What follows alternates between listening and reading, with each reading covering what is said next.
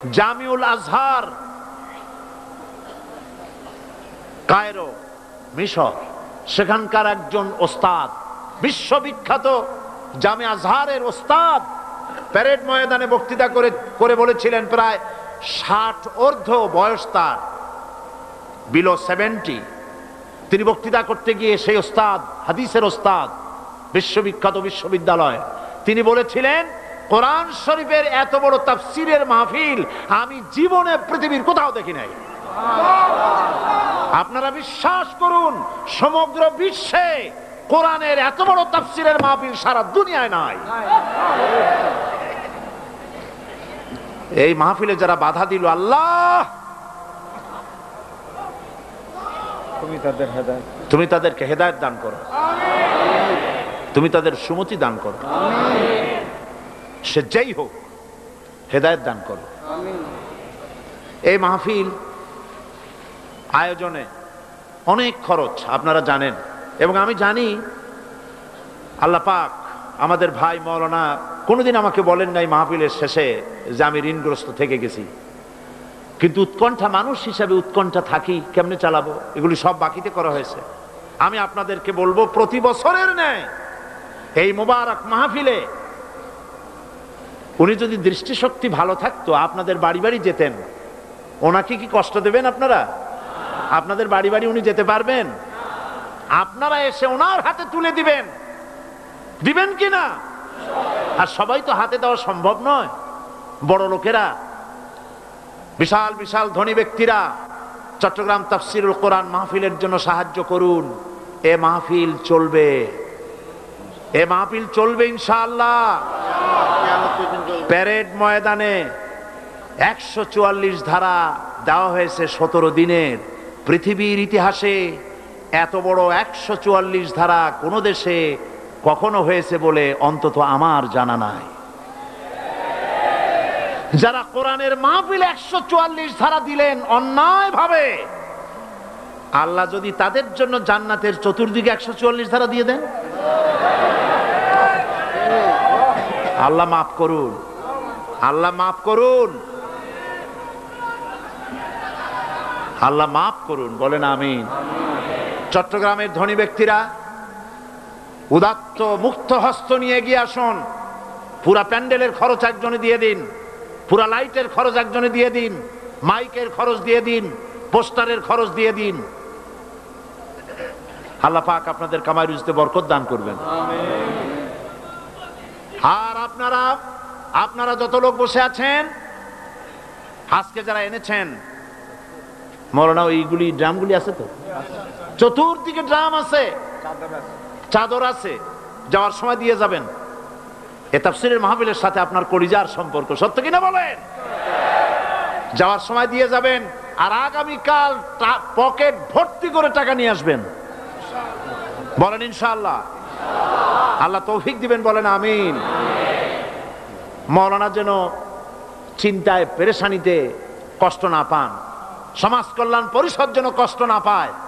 আল্লাহ তুমি গায়েব থেকে মদত দান করো, বলি আমিন। আর চট্টগ্রাম তাফসীরুল কোরআন মাহফিল হচ্ছে ইসলামী বই মেলার শ্রেষ্ঠ বই মেলা। এত বড় ইসলামী বই মেলা বাংলাদেশের কোথাও হয় না। বামপন্থীরা খালি খালি খেপছে, কলজে আগুন লেগে গেছে। এত মানুষ হেদায়েত হয়, শয়তান চিন্তা করে তাহলে বাইসে থেকে লাভ কি? আল্লাহ হেদায়েত করুক, বলেন আমিন। যাওয়ার সময় বইগুলি দোকান ঘুরে ঘুরে যাবেন। অসংখ্য বই এসেছে, তাফসীর এসেছে। এই মাহফিলের জন্য টাকা খরচ করে লোকেরা বই চেপেছে, বহু বই। বই আপনাকে কখনো ঠকাবে না, ইসলামী বই। তাফসীর নিবেন, ফি জিলালিল কোরআন এসেছে, তাফহিমুল কোরআন এসেছে, বিশ্ববিখ্যাত তাফসীর তাফহিমুল কোরআন ফি জিলালিল কোরআন বাংলা হয়ে গেছে, বলেন আলহামদুলিল্লাহ, বলেন আলহামদুলিল্লাহ। প্রাণ ভরে কিনবেন আপনারা, আল্লাহ তৌফিক দিন, কোন আমিন। আর 2000 সনে আমার হজ করার কোনো নিয়ত ছিল না। হঠাৎ করিয়া হজের আগে, মাত্র কয়েকদিন আগে, বাদশাহ ফাহাদ তিনি বাংলাদেশে তাদের দূতাবাসের মাধ্যমে আমাকে রাজকীয় মেহমান হিসেবে দাওয়াত দিলেন হজ করার জন্য। তো হজ করতে গিয়ে মিনায় সে দেশের সব থেকে বড় বড় ওলামাদের সাথে দেখা হওয়ার তৌফিক হলো। সুবহানাল্লাহ, আলেম কারে বলে? আমার দেশের মানুষেরা আলেমদের মর্যাদা বোঝে না। আহারে, আমার রাসূল বলেছেন আকাশের সমস্ত তারকা পুঞ্জের ভেতরে পূর্ণিমার চাঁদের যে মর্যাদা, আমার উম্মতের ভেতরে আমার আলেমদের সেই মর্যাদা। আমি ওইসব আলেমদের কপালে চুমা খাইছি। সুবহানাল্লাহ, তাদের হাত পায়ের যোগ্যতাও আমাদের নাই। কত বড় আলেম! সুবহানাল্লাহ।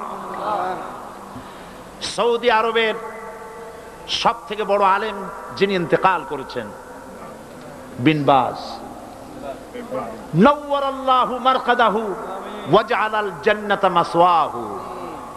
এত আলেম তার জানাজায় উপস্থিত হয়েছে। সৌদিরা বলেছেন আমাকে, হারামাইনুশ শরীফাইনে আলেম আর আলেম দিয়ে ভর্তি হয়েছে, লক্ষ লক্ষ আলেমেরা তার জানাজা পড়েছে, চোখের পানি দিয়ে তারে বিদায় করেছে।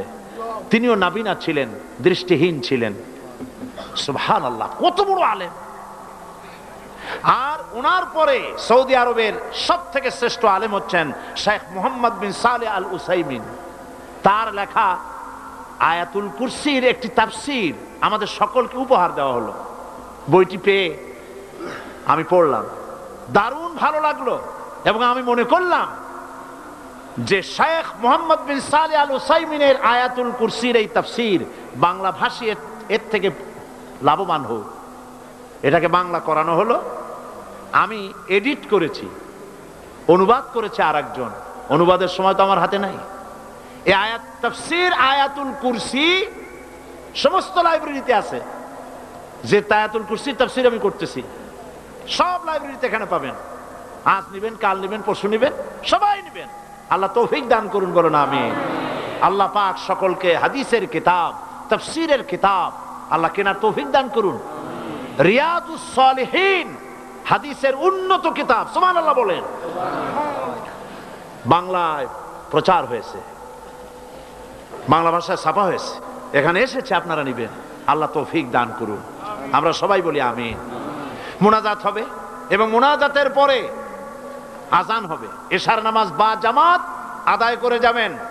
এবং আগামীকাল একজনে তিন জন দাওয়াত দিয়ে নিয়ে আসবেন। একজনে কয়জন? তিন জন। বলেন, একজনে কয়জন? 3 জন দাওয়াত দিয়ে নিয়ে আসবেন। কমপক্ষে একজনে, মাওলানা বলছেন কমপক্ষে, আমি কমাই ফেলছি যেহেতু জায়গা যাতা তো আজকেই ভরে গেছে, সেজন্য আমি কম বলছিলাম। মাওলানার কথায় আল্লাহ বরকত দিন, বলেন আমিন। মাঠ তো আমাদের হাতে না, আমরা তো এটা রাবারের মতো লম্বা করতে পারবো না, আল্লাহ যেন লম্বা করে দেয়। কোন আমিন। একজনে কয়জন? 3 জন দাওয়াত দিয়ে নিয়ে আসবেন। আর আয়াতুল কুরসি পড়িয়া বাসে উঠবেন, গাড়িতে উঠবেন, যাতে ভূত প্রেত আর জেনে আসর করতে না পারে। মনে থাকবে, আল্লাহর উপরে ভরসা করে উঠবেন। আর গোয়েন্দা বিভাগ, পুলিশ প্রশাসনকে আবার বলি, আমরা জানতে পেরেছি রাস্তার মোড়ে মোড়ে বাধা দেওয়া হয়। আপনারা যে গুনাহ করেছেন বাধা দিয়ে, তাফসীরের মাহফিলে 144 দিয়ে, এর কাফারা আদায়ের জন্য রাস্তার মোড়ে মোড়ে ওই সব ছেলেদেরকে আপনারা ঠেকান, যাতে কোরআন শুনতে কোনো মানুষের বাধার সৃষ্টি না হয়। হতে পারে এই খেদমতের কারণে আল্লাহ পাক আপনাদের ওই গুনাহ মাফ করে দিবেন। সেজন্য চলুন আমরা তাফসীরের দিকে এগোই। তাফসীর মানে ব্যাখ্যা, আলোচনা। আচ্ছা, আপনারা বলেন তো, জেন, দুষ্ট জেন আর ভূত প্রেতে যদি আসর করে, তাহলে কোরআন শরীফের কোন আয়াত পড়তে হয়? জি, ওলামারা বলেন না, আয়াতুল কুরসি। কোনটা পড়তে হয়? বলেন কোনটা? চট্টগ্রাম তাফসীর মাহফিল উপলক্ষেও কিছুটা ভূত প্রেতের আসর হয়েছে। এই ভূত প্রেতের আসর থেকে রক্ষা করার জন্য সকলে আমার সাথে পড়েন যথারীতি। আউযু বিল্লাহি মিনাশ শাইতানির রাজীম। বিসমিল্লাহির রাহমানির রাহিম। আল্লাহু লা ইলাহা إلا هو الحي القيوم لا تأخذه سنة ولا نوم له ما في السماوات وما في الأرض من ذا الذي يشفع عنده إلا بإذنه يعلم ما بين أيديهم وما خلفهم ولا يحيطون بشيء من علمه إلا بما شاء وسع كرسيه السماوات والأرض ولا يؤوده حفظهما وهو العلي العظيم صدق الله العظيم সবাই বলেন সাদাকাল্লাহুল আযীম 5 দিন তাফসীরুল কোরআন মাহফিল একাধারে আলোচনা করতাম আজকে 2 দিন মাহরুম হয়ে গেলাম কলিজা ফেটে যায় চোখে পানি এসে যায় কি নিয়ামত থেকে বঞ্চিত হয়ে গেলাম সুতরাং আয়াতুল কুরসি থেকে শুরু করি কদ্দুর যাইতে পারি দেখি আল্লাহ পাক তৌফিক দান করুন বলেন আমিন ওয়ামা তাওফীকি ইল্লা বিল্লাহ আলাইহি তাওয়াক্কালতু ওয়া ইলাইহি উনীব আল্লাহর কাছে সাহায্য প্রার্থনা করি রব্বুল আলামিন তোমার এই কালাম তোমার এই আয়াত বোঝার তৌফিক আমাদেরকে দান করো আয়াতুল কুরসি আগে এটার অর্থ করে নেই আল্লাহু লা ইলাহা ইল্লা হুয়াল হাইয়ুল কাইয়্যুম আল্লাহ হচ্ছেন তিনি যিনি ছাড়া কোনো ইলাহ নাই যিনি সার্বভৌমত্বের একচ্ছত্র মালিক লা তাখুযুহু সিনাতুন ওয়ালা নাওম যাকে ঘুম এবং তন্দ্রা স্পর্শ করে না লাহু মা ফিস সামাওয়াতি ওয়া মা ফিল আরদ আকাশ ও জমিনে যা কিছু আছে সবই তার মান যাল্লাযী ইয়াশফাউ ইনদাহু ইল্লা বিইজনিহি কে আছে এমন যে তার কাছে সুপারিশ করতে পারে তার বিনা অনুমতিতে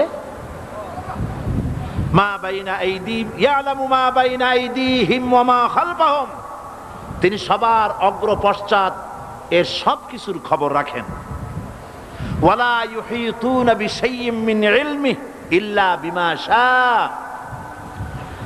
তার জ্ঞাত বিষয়ের কিছুই মানুষ নিজেদের আয়ত্তে আনতে পারে না অবশ্য আল্লাহ যদি কাউকে কিছু দিতে চান ওয়াসিআ কুরসিয়্যুহুস সামাওয়াতি ওয়াল আরদ তার একচ্ছত্র ক্ষমতা এবং কর্তৃত্ব আকাশ এবং জমিনকে পরিব্যাপ্ত করে রেখেছে ওয়ালা ইয়াউদুহু হিফযুহুমা ওয়া হুয়াল আলিয়্যুল আযীম আর আকাশ এবং পৃথিবীর রক্ষণাবেক্ষণ করতে গিয়ে আল্লাহ পাক মোটেই ক্লান্তি বোধ করেন না আর তিনি হচ্ছেন এক মহান শ্রেষ্ঠতম সত্তা বলি সাদাকাল্লাহুল আযীম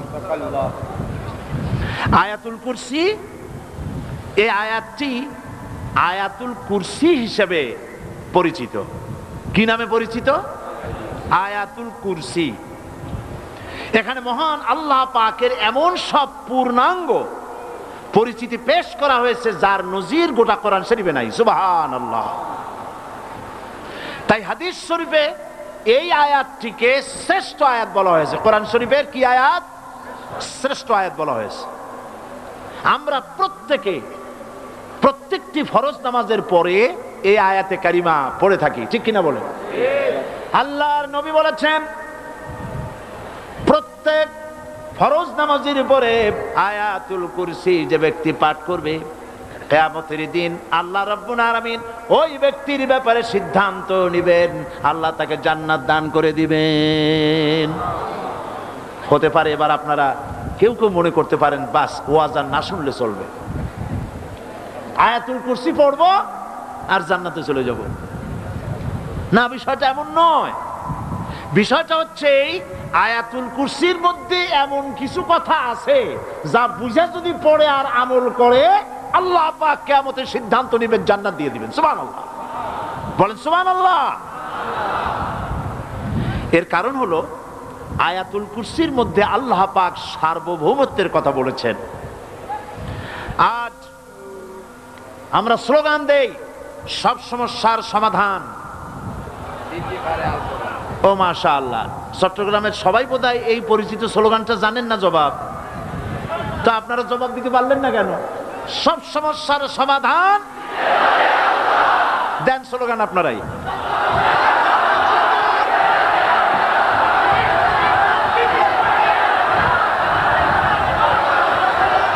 এটা শুধু স্লোগান নয়, সব সমস্যার সমাধান দিতে পারে আল কোরআন। এটা শুধু স্লোগান নয়, এটাই বাস্তবতা, এটাই বাস্তব সত্য। আয়াতুল কুরসির মধ্যে রয়েছে একটি জটিল সমস্যার সমাধান, যাকে সহজ কথায় বলা যায় গদি সমস্যার সমাধান। কুরসি মানে হলো গদি। আজকাল গদি নিয়ে কি হচ্ছে টের পাচ্ছে না ভাই? কথা কন না কেন?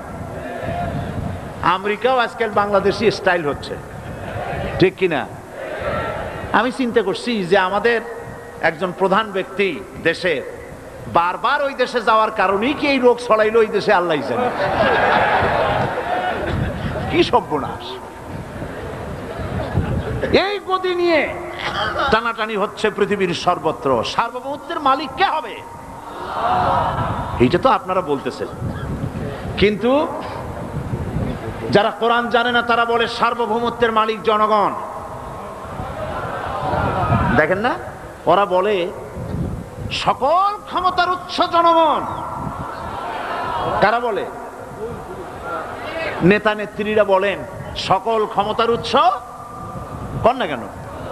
সকল ক্ষমতার উৎস জনগণ। এই কথাটা হলো আসলে ভোটারদেরকে পাম্পট্টি দেওয়া, আপনাদেরকে ফুলাইয়া ডানলপ টায়ার বানায়। আপনারা খুব খুশি হবেন সমস্ত ক্ষমতার উৎস তাহলে আমরা।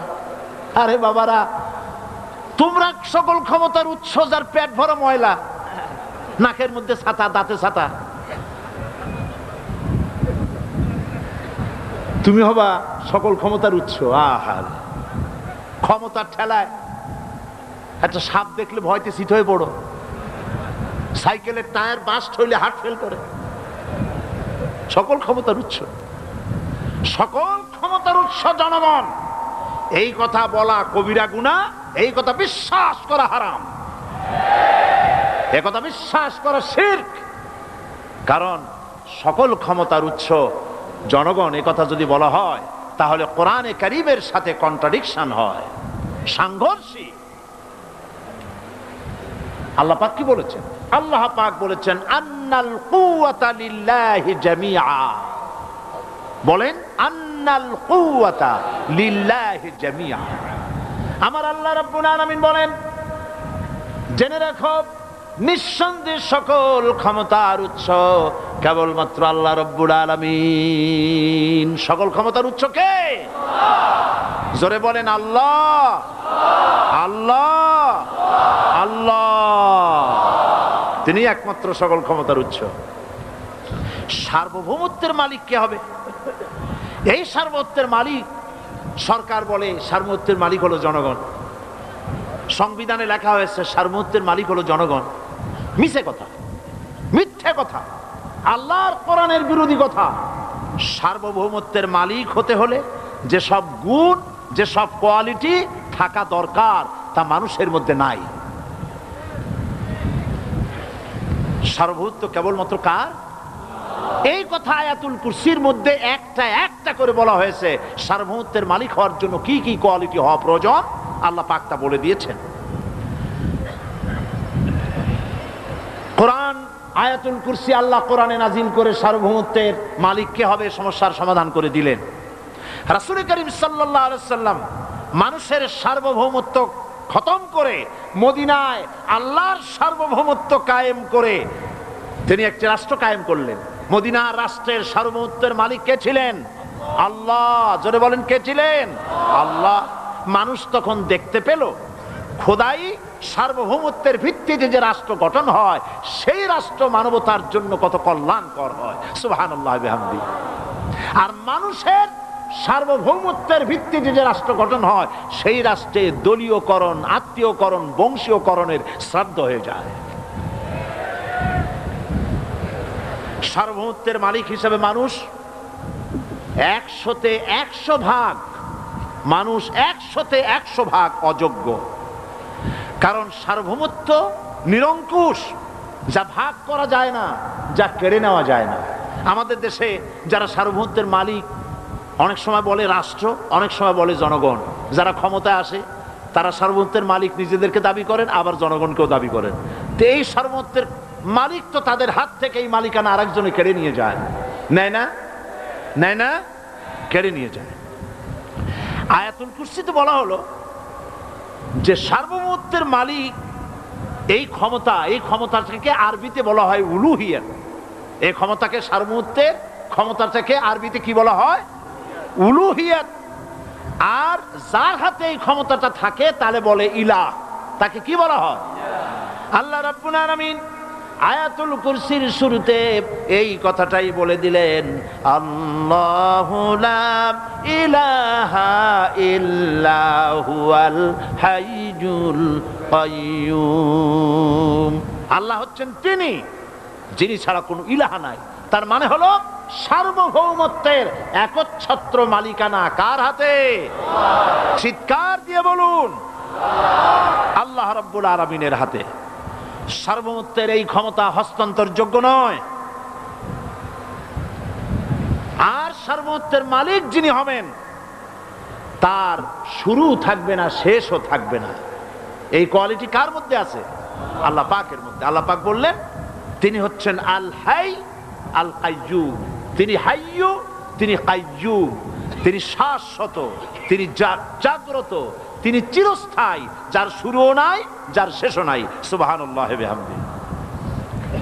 আর সার্বভৌমত্বের মালিক যিনি হবেন তিনি ঘুমাইতে পারবেন না।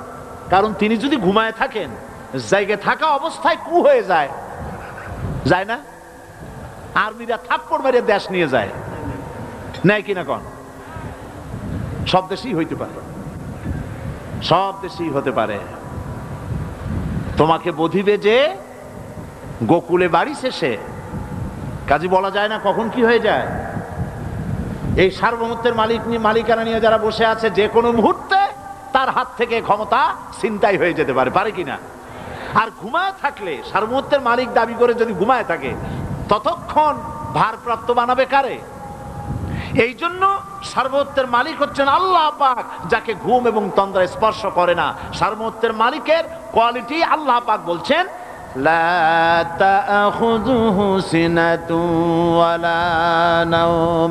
পড়েন সবাই, লা তাখুযুহু সিনাতুন ওয়ালা নাওম। তার ঘুমও নাই, তন্দ্রাও নাই।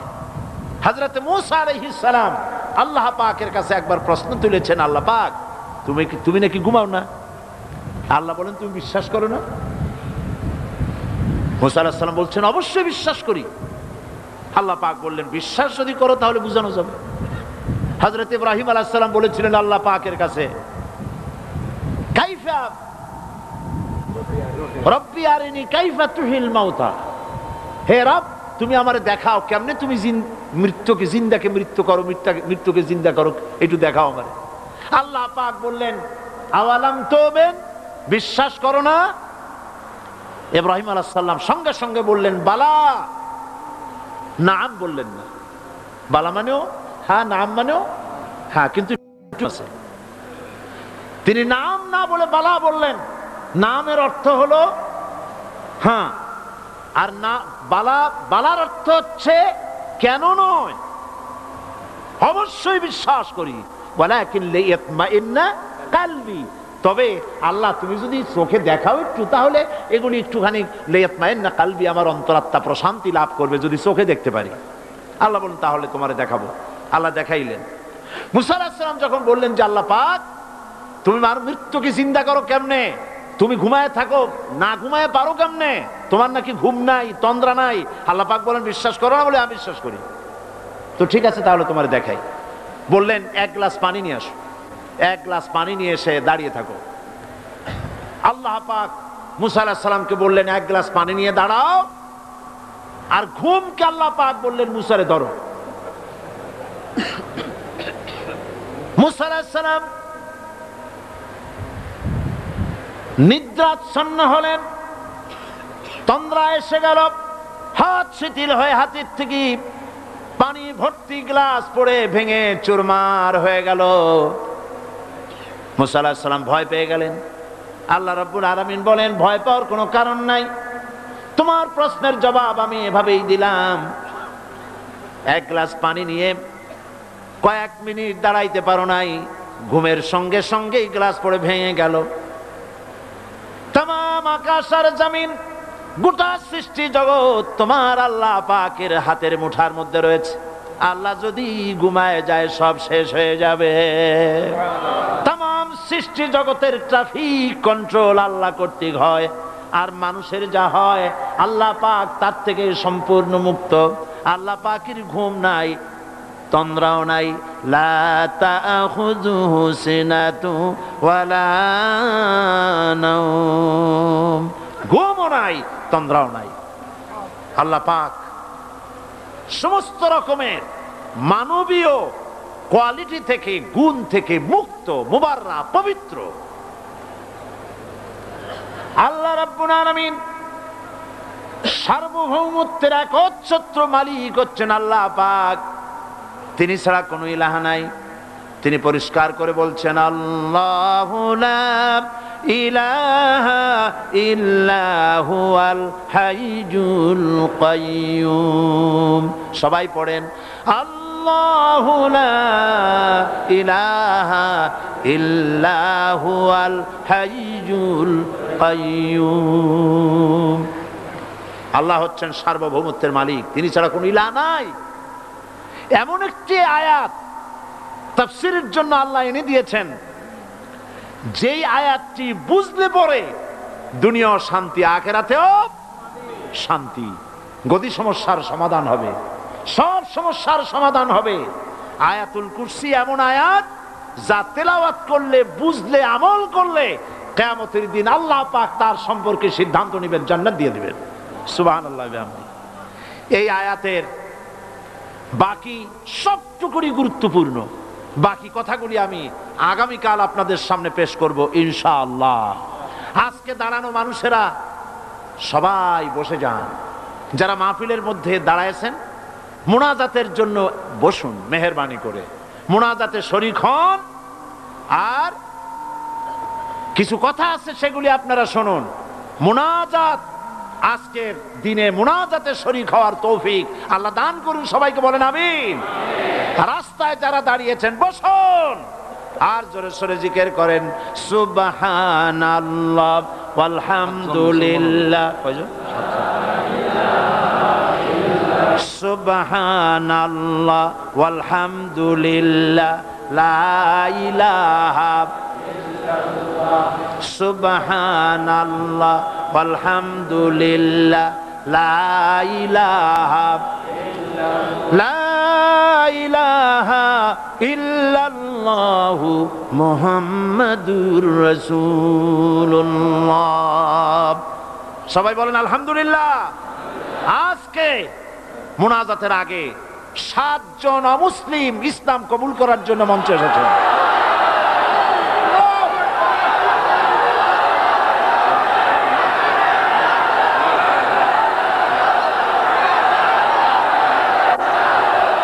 দাঁড়াবেন না, দাঁড়াবেন না, দাঁড়াবেন না। আরে ভাই দাঁড়াবেন না, বসেন না, বসেন বসেন।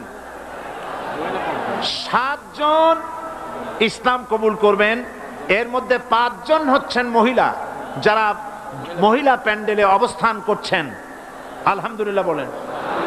আর 2 জন পুরুষ যারা আমার পাশে আছেন, আমি তাদের পরিচয় করাচ্ছি। শ্রী দুলাল চন্দ্রনাথ, পিতা মনীন্দ্র চন্দ্রনাথ, এর বাড়ি হচ্ছে দক্ষিণ বগা চতর, সীতাকুণ্ডু, চট্টগ্রাম। নতুন নাম, মুসলমান নাম পছন্দ করেছে মোহাম্মদ আব্দুল নূর। কৃষ্ণ দাস, পিতা স্বপন দাস, বাড়ি গোয়ালপাড়া, নারায়ণগঞ্জ। বর্তমান নাম পছন্দ করেছে মোহাম্মদ নুরুল ইসলাম। বস। পূর্বের নাম পাখি, স্বামী মৃত উপেন্দ্র বাবু, হরিষাপুর টাউন, সন্দ্বীপ। নতুন নাম পছন্দ করেছে মোসাম্মদ পারুল বেগম। কল্যাণী বালা, স্বামী মৃত স্বপন সাহা, বাড়ি হরিশপুর টাউন, সন্দ্বীপ। মুসলমান নাম পছন্দ করেছে মোসাম্মদ হোসনে আরা বেগম। রানী বালা, পিতা মৃত স্বপন সাহা, হরিশপুর টাউন, সন্দ্বীপ। নতুন নাম পছন্দ করেছে মোসাম্মদ রুমা আক্তার। অঞ্জনা বালা, পিতা মৃত স্বপন সাহা, গ্রাম হরিষাপুর টাউন, সন্দ্বীপ। নতুন নাম পছন্দ করেছে মোসাম্মদ রেহানা আক্তার। সুমা বালা, পিতা মৃত স্বপন সাহা, হরিশপুর টাউন, সন্দ্বীপ, একই পরিবারের। নতুন নাম পছন্দ করেছে মোসাম্মদ রুকাইয়া বেগম। এই 7 জন এখন ইসলাম কবুল করছেন। যে 5 জন সম্মানিত মহিলা ইসলাম কবুল করার জন্য মহিলা প্যান্ডেলে অবস্থান করছেন, আপনারা আমার সাথে সাথে উচ্চারণ করুন। আর তোমরা দুজন দাঁড়াও। ওমান শামশাহার থেকে ইঞ্জিনিয়ার হাসান আপনার জন্য, আপনার কাছে সালাম বলছি। আচ্ছা, আমি ওমান থেকে আসছি। কি নাম তোমার এখন? আমার নাম দুলাল। এখন নাম আব্দুল নূর। আমার নাম আব্দুল নূর। হচ্ছে নাম দুলাল, হিন্দু নাম দুলাল। বর্তমান নাম পছন্দ করেছে আব্দুল নূর। ওমানে চাকরি করে, ওখান থেকে এসেছে ইসলাম কবুল করার জন্য। আলহামদুলিল্লাহ বলেন। শামশাকার ইঞ্জিনিয়ার হাসান, সবাই কাছে সালাম দিছি আপনার। আচ্ছা, ইঞ্জিনিয়ার হাসান। তো তোমরা পড়ো লা ইলাহা লা ইলাহা ইল্লাল্লাহু ইল্লাল্লাহু মুহাম্মাদুর মুহাম্মাদুর রাসূলুল্লাহ। রাসূলুল্লাহ। আল্লাহ ছাড়া আল্লাহ ছাড়া কোনো ইলাহ নাই, কোনো ইলাহা নাই, মাবুদ নাই, মাবুদ নাই, উপাস্য নাই, উপাস্য নাই, মুহাম্মদ মুহাম্মদ সাল্লাল্লাহু সাল্লাল্লাহু আলাইহি ওয়াসাল্লাম আলাইহি ওয়াসাল্লাম আল্লাহর প্রেরিত প্রিয়রিত রাসূল। রাসূল। আশহাদু আল্লা ইলাহা আশহাদু লা ইলাহা ইল্লাল্লাহু ইল্লাল্লাহু ওয়াহদাহু ওয়াহদাহু লা শারীকা লাহু লা শারীকা লাহু ওয়া আশহাদু আন্না ওয়া আশহাদু আন্না মুহাম্মাদান মুহাম্মাদান আবদুহু আবদুহু ওয়া রাসূলুহু। ওয়া রাসূলুহু। আমি সাক্ষ্য দিচ্ছি আমি সাক্ষ্য দিছি আল্লাহ ছাড়া আল্লাহ ছাড়া কোনো ইলাহ নাই, কোনো ইলাহা নাই, মাবুদ নাই, মাবুদ নাই, উপাস্য নাই। উপাস্য নাই। তিনি এক, তিনি এক, তিনি একক, তিনি একক, তার কোনো তার কোনো অংশীদার নাই। অংশীদার নাই। আমি আরো সাক্ষ্য দিচ্ছি আমি আরো সাক্ষ্য দিছি মুহাম্মদ মুহাম্মদ সাল্লাল্লাহু সাল্লাল্লাহু আলাইহি ওয়াসাল্লাম আলাইহি ওয়াসাল্লাম আল্লাহর বান্দা আল্লাহর বান্দা এবং এবং তার তার প্রেরিত রাসূল। প্রিয়রিত রাসূল। সকলকে বলো আসসালামু আলাইকুম। আসসালামু আলাইকুম। সবাই সালামের জবাব দেন। আমাদের এই 2 ভাই আর ভেতরে আমাদের 5 বোন। এক মুহূর্তে আগে এরা ছিলেন মুশরিক, অংশীবাদীতে বিশ্বাসী, আর পর মুহূর্তে এখন তারা আমাদের তাওহীদবাদী ভাই এবং ওরা আমাদের বোন। আলহামদুলিল্লাহ, আমরা সবাই গুনাহগার। এখানে যারা বসে আছি সবাই গুনাহগার, ছোট ছোট মাসুম বেগুনা বাচ্চারা ছাড়া। বাকি এই যে 2 জন আর স্টেডিয়ামের ভেতরে 5 জন বোন, রাসূলুল্লাহর হাদিস অনুযায়ী এই মুহূর্তে এদের পেছনের সমস্ত গুনাহকে আল্লাহ পাক মাফ করে দিয়েছেন। আমাদের মধ্যে এখন অবস্থানরত ওই 5 বোন আর এই 2 ভাই মাসুম, বেগুনা, কোনো গুনাহ নাই। এই বিশাল জনসমুদ্রের পক্ষ থেকে শাশ্বত ইসলামের সুশীতল ছায়ায় আশ্রয় গ্রহণ করার উপলক্ষে আপনাদের সকলের পক্ষ থেকে আমি আপনাদের ছোট্ট ভাই হিসেবে এই দুই ভাইকে বুকের সাথে আলিঙ্গন করে সম্মানিত করছি।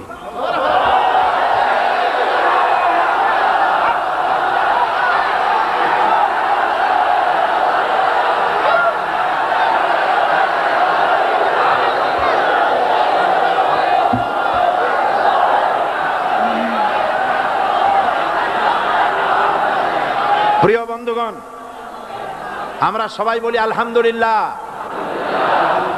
আফসোস হয় যে দুইটা দিন করতে পারলাম না।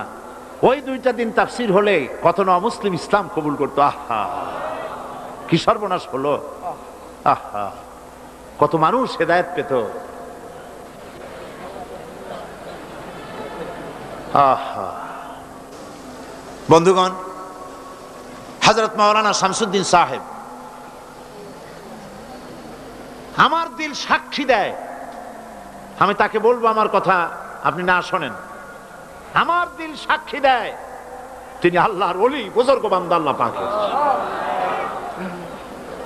সর্বজন শ্রদ্ধেয় ব্যক্তিত্ব। আল্লাহ তাকে হায়াতে তাইয়্যিবা সেহাতে কুল্লিয়া দান করুন।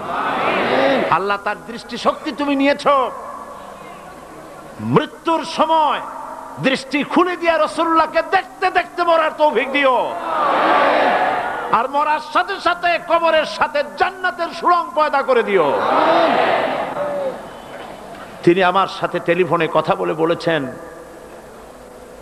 চট্টগ্রামে কিয়ামত চলতেছে, আল্লাহর বান্দাদের কাছে যেতে পারতেছি না, আল্লাহর বান্দারা কাছে এসে পয়সাও দিতে পারছে না, এত বড় মাহফিল চালাবো কিভাবে?